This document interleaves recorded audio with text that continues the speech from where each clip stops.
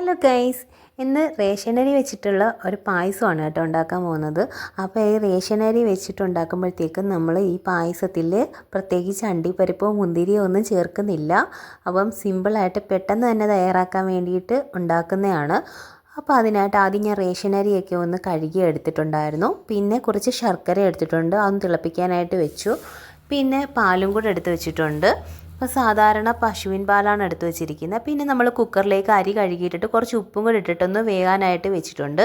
അങ്ങനെ ഒരു 3 വിസിൽ കഴിഞ്ഞപ്പോൾ തന്നെ ഞാനത് വേവിച്ചെടുത്തു. അപ്പോഴത്തേക്കും നമ്മുടെ ശർക്കരപ്പാനി തിളച്ച് വന്നിട്ടുണ്ട് കേട്ടോ. പിന്നെ ശർക്കരപ്പാനി അരിച്ചെടുത്തിട്ട് വേറൊരു ഉരുളിയിലേക്ക് ഒഴിച്ച് കൊടുത്തതിന് ശേഷം അതിലേക്ക് നമ്മൾ വേവിച്ച് വെച്ച അരിയും കൂടെ ഒന്ന് ഇട്ട് കൊടുത്തിട്ട് നല്ലതുപോലെ ഒന്ന് വേവിച്ചെടുക്കണം.